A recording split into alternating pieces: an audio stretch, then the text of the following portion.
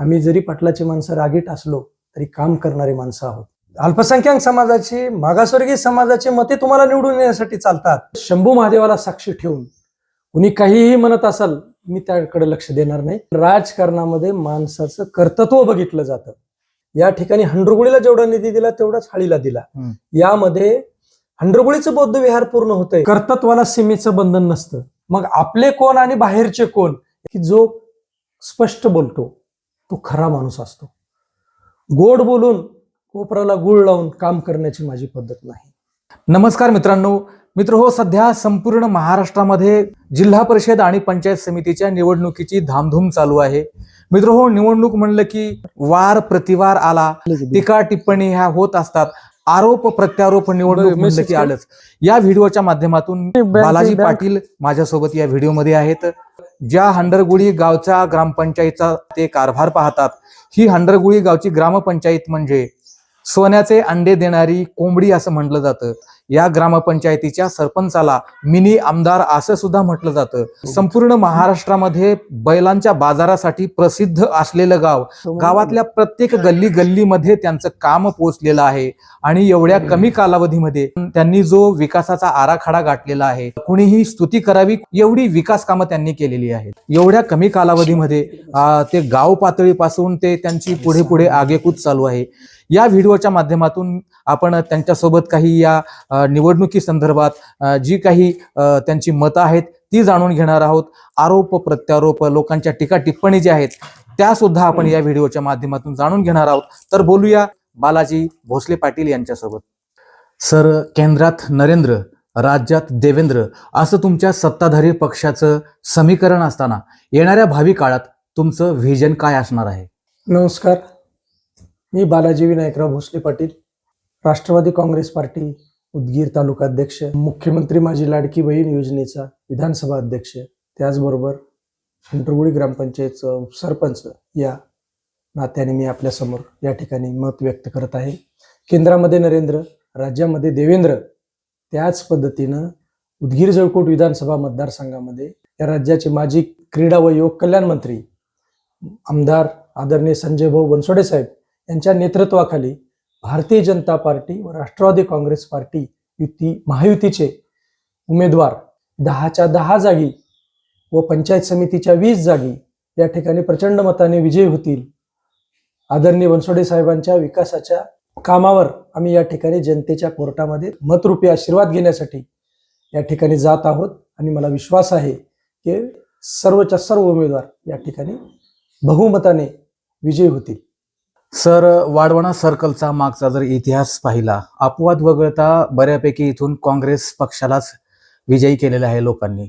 आणि तुमच्या विरोधी पार्टीचे जे उमेदवार आहेत त्यांचे जे बॅकबोन आहेत कल्याण पाटील आहेत. ज्या पद्धतीने तुमच्याकडून तुमच्या उमेदवाराचे बॅकबोन तुम्ही आहात, त्या पद्धतीनं या वाढवणा सर्कलमध्ये कल्याण पाटील यांच्याकडे पाहून लोकांनी काँग्रेसला विजयी केलेला आहे. यावेळेस त्यांची हॅट्रिक होणार आहे, तिसरी वेळेस ते निवडून येणार आहेत. तर मग कल्याण पाटील यांना तुम्ही कशा पद्धतीनं रोखणार? हे पहा, ही निवडणूक कुणा व्यक्तीच्या विरोधात नसून ही निवडणूक एक 10 वर्षाचा निष्क्रिय काँग्रेस पक्षाचा कार्यकाळ व या ठिकाणी 10 वर्षापासून मान्य आमदार संजय भाऊ बनसोडे साहेब यांनी केलेली विकास कामं, या दोन्ही विकास कामं, विकास आणि निष्क्रिय काम या फरकावरच ही निवडणूक ही पुढे घेऊन जाणार आहोत. आम्ही विकासाच्या मुद्द्यावर आम्ही जनतेच्या कोर्टामध्ये त्यांचा आशीर्वाद मागण्यासाठी जाणार आहोत. आम्हाला कोणत्या व्यक्तीला रोखायचं नसून निष्क्रिय व्यक्तीला या ठिकाणी हटवण्यासाठी, निष्क्रिय व्यक्तीला बाजूला सारण्यासाठी या ठिकाणी सर्वसामान्य जनतेने ही निवडणूक हातात घेतलेली आहे. सर, तुम्ही म्हणालात की निष्क्रिय व्यक्ती किंवा निष्क्रिय कामं झालेली आहेत. विरोधी पक्षानं कोणती कामं या सर्कलमध्ये केली नाहीत असं तुम्हाला वाटतं? या ठिकाणी आरोग्याचे प्रश्न असतील, नालीचे प्रश्न असतील, स्वच्छतेचा प्रश्न असेल, रस्त्याचे जाळे विणण्याचा प्रश्न असेल, बांधकामाचे विषय असतील, लहान छोटे पुलांचा विषय असेल, वैयक्तिक लाभाच्या योजना असतील, यामध्ये मला मागील 10 वर्षामध्ये या वाढवणा जिल्हा परिषद सर्कलमध्ये म्हणावा तसा विकास या ठिकाणी काँग्रेस पक्षाच्या सदस्याकडून झालेला नाही. कारण लक्षात राहील असं कुठलंही काम या मागील 10 वर्षाच्या काळामध्ये काँग्रेस पक्षाच्याकडून उमेदवाराकडून कुठलंही दिसत नाही अशी जनतेमधून ओरड आहे. आणि त्याच मुद्द्यावर आम्ही येणारी जिल्हा परिषद व पंचायत समितीची निवडणूक लढवून जिंकणार आहोत. सर, तुम्ही जे तुमच्या पक्षाकडून उमेदवार थांबवलेले आहेत, लोकांमध्ये किंवा तुमच्या विरोधी पार्टीकडून अशी चर्चा सुरू आहे, त्यांचा आरोप आहे की इथं स्थानिकचा एकही उमेदवार लायक नव्हता का, की त्यांनी बाहेरून आयात केलेला उमेदवार आहे. या ठिकाणी खाजाभाई तांबोळे असतील, हरेश्वर सुळे असतील, यांच्यासारखे उमेदवार डावलून तुम्ही त्या लोकांना असं पण वाटतं की बालाजी पाटील म्हणजे इथं दुसऱ्यांना त्यांना मोठं होऊ द्यायचं नाही, स्वतःच वर्चस्व त्यांना टिकवून ठेवायचं आहे, दुसरा कोणीतरी मोठा इथं होईल, मला अवजड जाईल म्हणून त्यांनी इथल्या स्थानिक उमेदवाराला डावलून बाहेरचा उमेदवार आयात केलेला आहे आणि आम्ही बाहेरच्या उमेदवाराला बिलकुलही मत देणार नाही, असं लोकांमध्ये आणि तुमच्या विरोधी पार्टीकडून सुद्धा बोललं जातं. त्याला रिप्लाय म्हणून तुम्ही काय सांगाल? उदगीर जळकोट विधानसभा मतदारसंघामध्ये आदरणीय संजय भाऊ बनसोडे साहेब व भारतीय जनता पार्टीचे वरिष्ठ नेते यांच्यामध्ये चर्चा होऊन या ठिकाणी उदगीर जळकोट विधानसभा मतदारसंघातील 10 जिल्हा परिषदेमध्ये 5 राष्ट्रवादी काँग्रेस पार्टी व 5 भारतीय जनता पार्टी असं महायुतीचं युती या ठिकाणी करण्यात आली. वाढोणा जिल्हा परिषद मतदारसंघ हा राष्ट्रवादी काँग्रेस पार्टीकडे सोडून घेण्यासाठी आम्ही आटोकाट प्रामाणिकपणे प्रयत्न केले. वाढोणा जिल्हा परिषद सर्कलमध्ये राष्ट्रवादी काँग्रेस पार्टीकडे डॉक्टर शीतल हरेश्वर सुळे असतील, खाजा मैनुद्दीन तांबोळे असतील, रऊफभाई शेख असतील, त्याचबरोबर वाढवण्याचे सरपंच नागेशजी थोंटे असतील, या सर्वांनी राष्ट्रवादी काँग्रेस पक्षाकडे वाढोणा जिल्हा परिषदमधून अधिकृत उमेदवारी मागितलेली होती. शेवटपर्यंत आम्ही आदरणीय संजय भाऊ बनसोडे साहेब यांच्याकडे वाढोणा जिल्हा परिषद हा राष्ट्रवादी काँग्रेस पक्षाकडे सोडून घेण्यासाठी प्रामाणिकपणे प्रयत्न केला. पण महायुतीमध्ये वाढोणा जिल्हा परिषद मतदारसंघ हा भारतीय जनता पार्टीला गेल्यामुळं राष्ट्रवादी काँग्रेस पार्टीच्या उमेदवाराची मागणी आपोआपच दावा मागे पडला. डॉक्टर शीतल हरेश्वर सुळे यांना जर राष्ट्रवादी काँग्रेस पार्टीची उमेदवारी जर मिळाली असती तर माझं एक स्वप्न होतं, ते जर या ठिकाणी निवडून आले असते तर सर्वात जास्त फायदा या ठिकाणी हंडरगुळी गावाचा व माझा वैयक्तिक सुद्धा झाला असता. कारण जिल्हा परिषदेच्या माध्यमातून, पंचायत समितीच्या माध्यमातून, ग्रामपंचायतच्या माध्यमातून या ठिकाणी मला भरपूर अशी विकास कामं करता आली असती. त्यामुळं शंभू महादेवाला साक्षी ठेवून कुणी काहीही म्हणत असाल मी त्याकडे लक्ष देणार नाही. माझे ग्रामदैवत शंभू महादेवाला साक्षी ठेवून मी या ठिकाणी सर्व जनतेला सांगणार आहे की डॉक्टर शीतल हरेश्वर सुळे यांच्यासाठी मी प्रामाणिकपणे शेवटपर्यंत प्रयत्न केले, पण माझ्या प्रयत्नाला यश आले नाही. त्याबद्दल मला ही माझ्या मनामध्ये कायम खंत असेल. विरोधक या ठिकाणी हंडरगुळीमधून नेतृत्व मोठं होऊ देत नाही असा जो अपप्रचार व माझी बदनामी या ठिकाणी केली जाते, कोणाला आनंद होणार नाही जर जिल्हा परिषदेची उमेदवारी जर स्वतःच्या गावामध्ये जर मिळत असेल तर त्यासारखं दुग्ध शर्करा योग कोणता होता. पण या ठिकाणी विरोधकाच्या अपप्रचाराला बळी न पडता व कुठलाही गैरसमज न करता या ठिकाणी शंभू महादेवाला साक्षी ठेवून प्रामाणिक प्रयत्न माझ्याकडून करण्यात आलेले आहेत. पाटील सर, तुम्ही जे उमेदवार तुमच्या पक्षाकडून थांबवलेले आहेत त्यांची विशेषता काय सांगाल? भारतीय जनता पार्टी व राष्ट्रवादी काँग्रेस पार्टी महायुतीचे अधिकृत उमेदवार असलेले माननीय श्री रामभाऊ तिरुके हे 3 टर्म जिल्हा परिषदेचे सदस्य, एक वेळेस जिल्हा परिषदेचे उपाध्यक्ष, साहित्य कला क्षेत्रामध्ये अतिशय अनुभवी व भरीव काम केलेले हे उमेदवार असल्यामुळं, त्याचबरोबर हंडरगुळी पंचायत समितीसाठी विक्की बापूसाहेब भोसले पाटील हा एक उमदा तरुण समाजसेवेमध्ये काम करून एक कोरीपाटी म्हणून या ठिकाणी महायुतीने आपल्या समोर आणलेले आहेत. त्यामुळं वाढोणा जिल्हा परिषद मतदारसंघातील सर्व मायबाप जनतेने या दोन्ही उमेदवारांना मतरूपी आशीर्वाद देऊन कमळ या चिन्हासमोरील बटन दाबून त्यांना प्रचंड मताने या ठिकाणी विजयी करावं. त्याचबरोबर या ठिकाणी विरोधकाकडून असा अपप्रचार केला जात आहे की हा उमेदवार बाहेरला आहे, आतला आहे, इकडून आलेला आहे, तिकडून आलेला आहे. पण उदगीर तालुक्यामध्ये, उदगीर जळकोट तालुक्यामध्ये एकमेव ओबीसी मतदारसंघ हा वाढोणा जिल्हा परिषद मतदारसंघ सुटलेला असल्यामुळं त्यांनी या ठिकाणी त्यांच्या पक्षाकडे मागणी केली आणि कामाच्या बळावर कर्तृत्वाला सीमेचं बंधन नसतं या मुद्द्यावर त्यांनी या ठिकाणी उमेदवारी मिळालेली आहे त्यांना महायुतीकडून. लोकलचे या ठिकाणी 10 वर्ष जिल्हा परिषद सदस्य असताना सुद्धा कुठलाही विकास, भरीव असा विकास या वाढोणा जिल्हा परिषद मतदारसंघाचा झालेला नाही. मग आपले कोण आणि बाहेरचे कोण यामधलं लोक एक कामावर आणि कर्तृत्वावर विश्वास ठेवून प्रचंड मताने मतदान रूपी आशीर्वाद देतील यामध्ये मला कुठलीही शंका वाटत नाही. सर, हंडरगुळी या गावचा जर विचार केला तर मागच्या 5 वर्षामध्ये तुम्ही या ठिकाणी सत्तेमध्ये आहात आणि या गावच्या ग्रामपंचायतीच्या स्थापनेपासून तर आतापर्यंत बहुतेक मला वाटतं या गावासाठी तुम्ही जेवढं काम केलात, इतिहासामध्ये एवढं कुणीही विकास कामे केले नसतील. या गावचा असा एकही वार्ड शिल्लक नसेल. प्रत्येक गल्ली गल्लीमध्ये तुमचं काम आहे आणि मला वाटतं की ही जी तुम्ही जे काही केलं ते साधं नाही, सोपं नाही. कारण अनेक राज्यकर्ते या गावामध्ये बऱ्याच वेळेस निवडून आलेले आहेत. पण एवढ्या कमी कालावधीमध्ये तुम्ही एवढं जे थक्क करून टाकणारा जो तुम्ही विकास कामं केलेली आहेत, हे जे तुम्ही केलात त्याचं रहस्य काय आहे? या गावामध्ये काम करत असताना 8 फेब्रुवारी 2021 रोजी या गावची सूत्रे हातात घेतली. माजी मंत्री माननीय आमदार संजय भाऊ बनसोडे साहेब यांच्या मार्गदर्शनाखाली या गावामध्ये विकास कामं खेचून आणत असताना सर्वात मोठं मला या ठिकाणी हे नमूद करावं वाटतं की हंडरगुळीमध्ये सर्वप्रथम माझं स्वप्न एक होतं की या रयतेचे राजे, या अखंड हिंदुस्थानाचं दैवत छत्रपती शिवाजी महाराज यांचा पूर्णाकृती पुतळा या ठिकाणी माझ्या गावामध्ये, या चौकामध्ये उभा राहावा. माननीय आमदार संजय भाऊ बनसोडे साहेब यांनी 15 लाख रुपयाचा निधी या ठिकाणी पुतळ्याच्या सुशोभीकरणासाठी दिला. छत्रपती शिवाजी महाराजाचे 13वे वंशज, या राज्याचे सार्वजनिक व बांधकाम मंत्री, या लातूर जिल्ह्याचे पालकमंत्री माननीय आमदार शिवेंद्रराजे भोसले साहेब महाराज यांच्या शुभ हस्ते पूर्णाकृती पुतळ्याचं अनावरण या ठिकाणी हंडरगुळीमध्ये पार पडलं. त्याचबरोबर मातंग समाजासाठी 20 लाख रुपयाचं महादेव मंदिरासाठीचं सभागृह असेल, लोकशाहीर अण्णाभाऊ साठे यांची डिजिटल कमान असेल, मातंग समाजासाठी स्मशानभूमीसाठी संरक्षण भिंत असेल, मुस्लिम समाजासाठी 50 लाख रुपये खर्चून बांधकाम करण्यात आलेली वास्तू शादीखाना असेल, मुस्लिम समाजाच्या कब्रस्तानासाठी बांधकाम करण्यात आलेली संरक्षण भिंत असेल, बौद्ध समाजासाठी 25 लाख रुपये खर्चून बांधण्यात आलेलं बौद्ध विहार असेल, पद्मशाळी समाजासाठी 10 लाख रुपये खर्चून उभारण्यात आलेलं सभागृह असेल, लिंगायत समाजासाठी मन्मथ स्वामी मंदिरासाठी या ठिकाणी 8 लाख रुपये खर्चून या ठिकाणी बांधकाम सुरू करण्यात आलेलं आहे, ते सभागृह असेल, धनगर समाजासाठी या ठिकाणी बिरुदेव मंदिरासमोरील सभामंडप असेल 8 लाख रुपये खर्चून, संत जळोजी मुळोजी महाराज यांच्या जन्माने पावन झालेली भूमी हंडरगुळीमध्ये, त्या ठिकाणी त्यांच्या मंदिरासमोर, मारुतीरायाच्या मंदिरासमोर 50 लाख व 15 लाख रुपये मूलभूत मधून असे 65 लाख रुपयाच्या सभामंडपाचं बांधकाम या ठिकाणी पूर्ण होत आलेलं आहे. त्याचबरोबर या गावचं ग्रामदैवत शंभू महादेवाच्या पर्यटन व तीर्थक्षेत्राअंतर्गत परिसर सुधारणा असेल, लहान मुलांना ओपन जिमची व्यवस्था असेल, या गावातील सर्व नागरिकांना माझ्या शुद्ध पिण्याचं पाणी मिळावं यासाठी 5 रुपयामध्ये आरो प्लांट माझ्या आनंदवाडी गावासहित 5 ठिकाणी या माझ्या मोठ्या गावामध्ये या ठिकाणी आरो प्लांटची उभारणी असेल.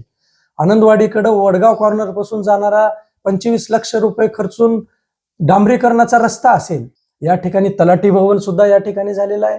त्याचबरोबर या ठिकाणी हळीमध्ये माननीय आमदार संजय भाऊ बनसोडे तत्कालीन पाणी पुरवठा राज्यमंत्री होते, त्यांच्या काळामध्ये या ठिकाणी हळीला 7 कोटी रुपयाची जलजीवन मधून पाणी पुरवठा योजना असेल. त्याचबरोबर या ठिकाणी सुसज्ज अशी प्राथमिक आरोग्य केंद्राची इमारत असेल, तलाठी भवन असेल इत्यादी माझ्या कार्यकाळामध्ये 18 बंदिस्त नाल्याची कामं माझ्या ठिकाणी या ठिकाणी झालेली आहेत. जवळपास 12 ते 13 रोडचे कामं या ठिकाणी, 4 ते 5 पेवर ब्लॉकची कामं या ठिकाणी माझ्या कार्यकाळामध्ये 5 वर्षामध्ये समतेचे नायक महात्मा बसवेश्वर यांच्या नियोजित पुतळ्यासाठी जागाही उपलब्ध नव्हती. ती जागा मला या ठिकाणी माझ्या कार्यकाळात देण्याचा योग आला, यासारखा माझ्या मनाला दुसरा कुठलाही आनंद नाही. त्याचबरोबर या ठिकाणी छत्रपती शिवाजी महाराज चौकातून आपण आतमध्ये येत असताना, कमानीमधून आत येत असताना सिमेंट कॉन्क्रीटचं काम भाजीपाला मार्केटपर्यंत पूर्ण करण्यात आलेलं आहे व रस्त्याच्या मधोमध पूर्ण असं तिरंगा लाइटिंगचे डिवायडर या ठिकाणी पोल उभा करण्यात आलेला आहे. एवढी मोठी बाजारपेठ व मार्केट असलेल्या गावामध्ये स्वच्छतागृह सुद्धा या ठिकाणी नव्हतं. ग्रामपंचायतच्या समोर मी या ठिकाणी सार्वजनिक शौचालय स्वच्छतागृहाची उभारणी केली. माणसाचा शेवट हा सुखद व्हावा त्यासाठी या ठिकाणी सिमेंट कॉन्क्रीटचे सार्वजनिक स्मशानभूमीमध्ये शेड उभा करण्याचं काम या ठिकाणी चालू आहे.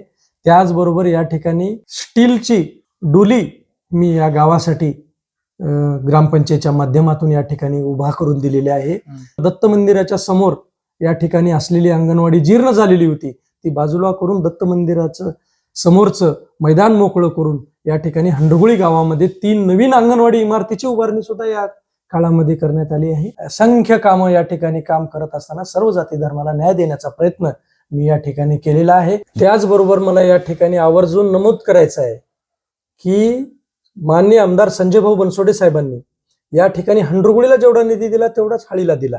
यामध्ये हंडरगुळीचं बौद्ध विहार पूर्ण होतंय, पण हाळीमध्ये बौद्ध विहाराचे खड्डे खंदून बौद्ध विहारचं काम बंद पडते, तो निधी वापस जातो. छोट्या कब्रस्तानसाठी मुस्लिम समाजासाठी आलेला निधी या ठिकाणी NOC अभावी ग्रामपंचायतीचा परत जातो. त्याचबरोबर छत्रपती शिवाजी महाराजांचा पुतळा ज्यावेळेस हाळीमध्ये बसवण्यासाठीची बैठक झाली त्यावेळेस छत्रपती शिवाजी महाराजांच्या पुतळ्याला NOC देण्यासाठी हंडरगुळीचा पुतळा पूर्ण झाला. 2 वर्ष कशासाठी लागले आणि माननीय आमदार संजय भाऊ बनसोडे साहेब यांचा निधी घ्यायचा नाही असा ज्या वेळेस त्या ठिकाणी चर्चा करण्यात आली त्यावेळेस मला एवढंच या ठिकाणी नमूद करायचे की बाबा या समाजाची, अल्पसंख्याक समाजाची, मागासवर्गीय समाजाची मते तुम्हाला निवडून येण्यासाठी चालतात, पण त्यांच्या समाजाच्या नेत्यांनी दिलेला निधी हा तुम्हाला चालत नाही. याचं उत्तर या ठिकाणी पुढच्या काळामध्ये आपणास जिल्हा परिषदेचे जे कोणी काँग्रेस पक्षाचे उमेदवार व बॅकबोन म्हणून तुम्ही सांगता त्यांना द्यावं लागणार आहे. ही या परिस्थिती या गावचं मोठं दुर्दैव आहे की दिलेला निधी या ठिकाणी निधी NOC अभावी परत जातो. याचंच उत्तर त्यांनी जनतेला द्यावं आणि त्यामध्येच या ठिकाणी त्याच मुद्द्यावर ही निवडणूक आम्ही विकासाच्या मुद्द्यावर निवडून लढवणार आहोत. आता गोड बोलून, भूलथापा देऊन, लोकांमध्ये गैरसमज करून ही निवडणूक यावेळेस त्यांना जिंकता येणार नाही. आतला बाहेरचा कोण मोठं होतंय गावातून, कोण छोटं होतंय, एवढ्या आम्ही छोट्या मनानं, एवढ्या लहान बुद्धीनं आम्ही काम करत नसून एक विकासाचं विजन घेऊन या ठिकाणी आम्ही या मतदारसंघामध्ये, या गावामध्ये काम करत आहोत आणि जनता तुम्हाला हे प्रश्न विचारल्याशिवाय राहणार नाही एवढंच या ठिकाणी मी सांगू इच्छितो. सर, आता तुम्ही जी कामे केलेली होती आणि त्याचा जो तुम्ही आलेख इथं सांगितला नक्कीच कोणालाही थक्क करणार आहे, कारण एवढ्या कमी कालावधीमध्ये एवढी सर्व विकास कामे करणं खरंच सोपं नाही. कारण बोलणं खूप सोपं आहे, मीही समजू शकतो, पण विरोधकाकडून बऱ्याच वेळेस अशी ओरड केली जाते की तुम्ही काम करत असताना सहकार्यांना सोबत घेत नाही असं म्हटलं जातं आणि बऱ्याच वेळेस तुमचा स्वभाव पण रागीट आहे, बोलण्याची पद्धत वगैरे असेल, तुमच्या स्वभावाबद्दल, रागीट स्वभावाबद्दल बोललं जातं, त्याबद्दल तुमचं काय म्हणणं आहे? मला नमूद करावं असं वाटतं की माझ्या स्वभावाबद्दल या ठिकाणी अपप्रचार विरोधक या ठिकाणी करत असतात, पण मला या ठिकाणी नम्रपूर्वक निवेदन करावं वाटतं की जो स्पष्ट बोलतो तो खरा माणूस असतो. गोड बोलून कोपराला गुळ लावून काम करण्याची माझी पद्धत नाही. त्याचबरोबर या ठिकाणी सर्व जाती धर्माच्या लोकांना घेऊन माझ्या पोटात काहीच नसते, जे माझ्या ओठात असते, जे चूक ते चूक, आम्ही अजितदादाचे कार्यकर्ते आहोत, जे चूक ते चूक व जे बरोबर ते बरोबर हे आम्ही स्पष्ट वक्तेपणाने या ठिकाणी बोलत असतो. बोलत असताना कधी गावच्या हिताचे निर्णय घेत असताना कुणाचे मन सुद्धा दुखावले गेले असतील, पण त्यामध्ये माझा स्वार्थ नव्हता किंवा आमच्या पोटामध्ये कुठलाही स्वार्थ नाही. काम करत असताना माणसाचं हे कर्तृत्व बघावं, स्विरिकेमध्ये माणसाचं रूप, तो स्वभावानं कसा आहे, त्याची संपत्ती किती आहे हे पाहिलं जातं, पण राजकारणामध्ये माणसाचं कर्तृत्व बघितलं जातं. आजपर्यंतच्या 5 वर्षाच्या कार्यकाळामध्ये मी कधीही कुणाच्याही भावना दुखवण्याचा जाणून बुजून प्रयत्न केलेला नाही. यापुढेही माझ्याकडून नम्रपणे या ठिकाणीच काम केले जातील.